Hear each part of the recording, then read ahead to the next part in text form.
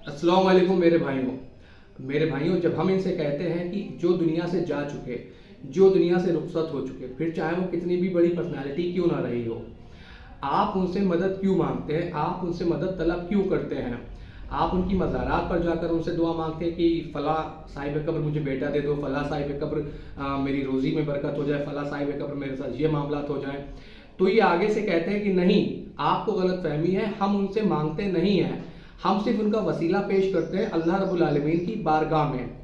तो आज मेरे भाइयों, इसी झूठ से पर्दा उठाया जाएगा कि ये उनकी बारगाह में वसीला पेश करते हैं या उनसे डायरेक्ट मदद तलब करते हैं।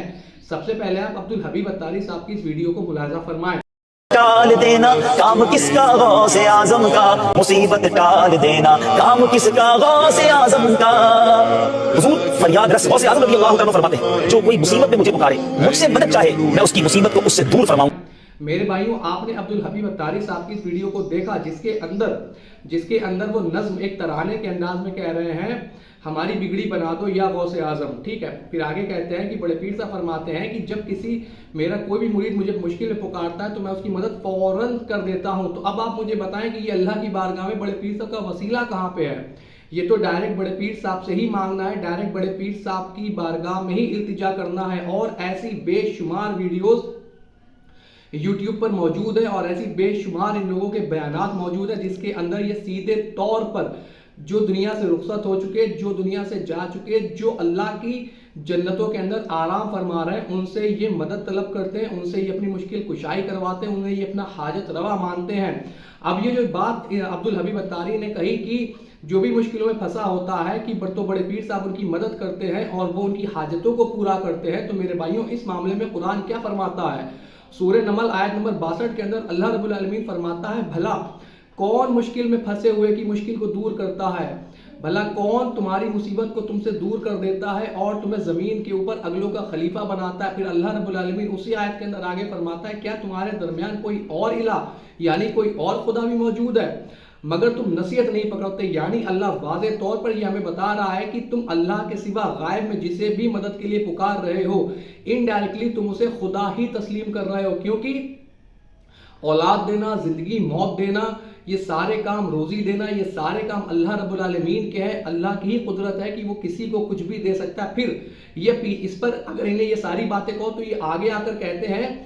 कि जो वो दे रहे हैं वो दे तो अल्लाह की अता से ही रहे, अल्लाह उन्हें देता है और वो हमें देते हैं। तो हम ये कहते हैं कि जब अल्लाह उन्हें देता है तो आप अल्लाह से डायरेक्ट क्यों नहीं मांग लेते? अल्लाह से डायरेक्ट क्यों नहीं मांग लेते? जब आप मांग ही रहे तो फिर आप अल्लाह से मांगे, या फिर आप ये कहें कि अल्लाह हमें काफ़ी नहीं है, अल्लाह जो है वो हमें काफ़ी नहीं है, माज़अल्लाह सुम्मा माज़अल्लाह। एक तरफ तुम कहते हो कि नबी पाक सल्लल्लाहु अलैहि वसल्लम की ज़िंदगी मुबारक हमारे लिए जो है वो एक नमूना है, हमें उन्हीं के नक्शे कदम पर चलना है, उन्हीं को अपना रोल मॉडल बनाना है, जो उन्होंने अपनी ज़िंदगी के अंदर किया वो अपनी ज़िंदगियों में हमें उतारना है। तो फिर मेरे भाइयों, आप एक हदीस मुझे दिखाएं जिसके अंदर नबी पाक सल्लल्लाहु अलैहि वसल्लम ने जो दुनिया से जा चुके थे उनसे पहले के अंबिया अलैहिस्सलाम या जो सहाबी जो शहीद हो चुके थे या जो फौत हो चुके थे, उनसे नबी पाक सल्लल्लाहु अलैहि वसल्लम ने कभी भी मदद की तलब की हो, कभी भी उनकी आरामगाह पर जाकर उनसे मदद तलब की हो। यहाँ तक कि फिर हज़रत हमज़ा जब शहीद हो गए तो खैबर के अंदर नबी पाक सल्लल्लाहु अलैहि वसल्लम को हज़रत हमज़ा को बुलाना चाहिए था। हज़रत हमज़ा से कहते हैं कि आप आकर इस जंग को लड़ें। इब्राहिम अलैहिस्सलाम को जब नमरूद ने आग में डाला तो आपने भी यही पढ़ा, हस्बुल्लाहु व निअमल वकील, मुझे मेरा अल्लाह काफ़ी है और वही सबसे बेहतरीन कारसाज है। मेरे भाइयों, ये तमाम अंबिया अलैहिस्सलाम, तमाम सहाबा किराम, तमाम अहले बैत का ये मामला सारी ज़िंदगी रहा कि उन्होंने मदद के लिए हमेशा गायब में अल्लाह रब्बुल आलमीन को ही पुकारा। फिर ये आगे कहते हैं कि जो कब्र में चले गए उनसे तुम डायरेक्ट मांग सकते हो, और अल्लाह के लिए इनका क्लेम ये है कि वो डायरेक्ट नहीं सुनता, उसके लिए हमें वसीले की ज़रूरत है। लेकिन जो कब्र के अंदर है वो डायरेक्ट सुन सकते हैं। अगर आपको यकीन नहीं होता तो आप अहमद नक्शबंदी की इस वीडियो को देखें। पर जब फातिहा पढ़ो तो तवज्जह करो वलीउल्लाह की तरफ, वो तुम्हें देख रहे हैं। मुखातिब हो उनसे, गुजारिश करो बराह रास्त वलीउल्लाह से मुखातिब होना। बराह रास्त होना, मेरा जुमला सुनो, बराह रास्त हजरत को बोलना, ए अल्लाह के वली, ए शाहे मीरा, जरा नजर करम करो सरकार, ऐसा बराह रास्त बोलना सरकार।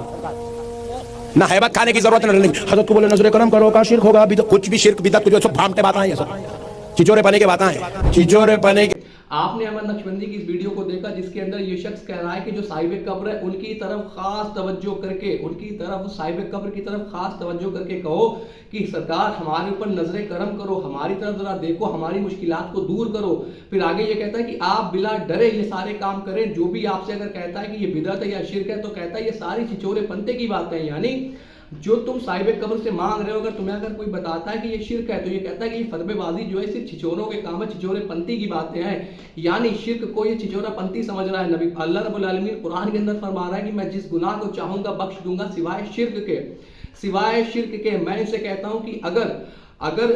یہ جو تم کر رہے ہو ولیوں کے ساتھ بزرگوں کے ساتھ ان سے غائب میں مدد مانگ کر اگر یہ بھی شرک نہیں ہے تو پھر شرک ہے کیا؟ آپ مجھے ڈیفینیشن دیں شرک کی، پھر شرک کہتے کسے ہیں، شرک ہوا کیا؟ اگر آپ کہو گے کہ جس نے دو خدا مان لیے وہ شرک ہے تو پھر اللہ کی کوالٹیز کے اندر جو دوسروں کو شریک کرے تو پھر وہ شرک کیوں نہیں ہوتا؟ میرے بھائیوں آپ سمجھے کہ ایک طرف تو یہ کہتے ہیں کہ اللہ ڈائریکٹ نہیں سنتا، اللہ سیدھے نہیں سنتا، ہمیں اس کے لیے وسیلے کی ضرورت ہے، اور جو منو مٹی کے نیچے دبا پڑا ہوا شخص ہے اس کے لیے ان کا کلیم ہے کہ یہ ڈائریکٹ سن لیتا ہے، جیسے کہ احمد نقشبندی جو ہے وہ اپنی ویڈیو کے اندر کہہ رہا ہے کہ صاحب قبر سے ڈائریکٹ متوجہ ہو کر ان سے مانگو، ان کی طرف دیکھ کر مانگو، وہ تمہیں دیکھ رہے ہیں، وہ تمہیں سن رہے ہیں۔ حالانکہ قرآن کے اندر اللہ رب العالمین فرماتا ہے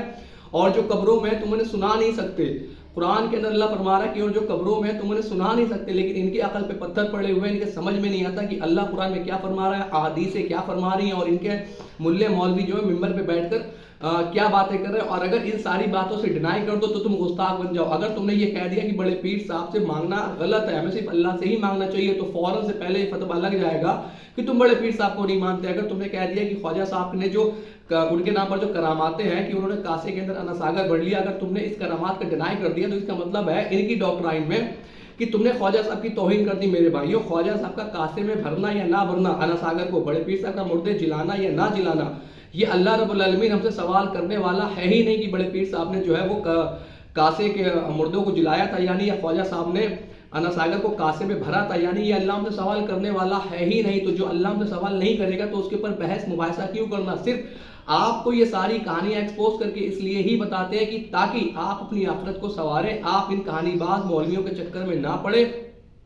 آپ قرآن اور حدیث کو اپنی زندگی کے اندر اتاریں، انشاءاللہ تعالیٰ آپ کی زندگی کے اندر چینج آئے گا۔ اور جو لوگ کہتے ہیں کہ قرآن کے اندر لکھا ہوا ہے کہ جو دنیا سے جا چکے تم ان سے مدد مانگ سکتے ہو، تو پھر میں کہتا ہوں کہ تم ایک دلیل پیش کرو کہ جو دنیا سے جا چکے ہم ان سے ڈائریکٹ مدد مانگ سکتے ہیں، ہم ان سے اولاد مانگ سکتے ہیں، ہم ان سے روزی مانگ سکتے ہیں، ہم ان سے جو چاہیں وہ مانگ سکتے ہیں اور وہ ہمیں عطا بھی کرتے ہیں۔ آپ ایک دلیل پیش کریں، آپ جتنا چاہے وقت لے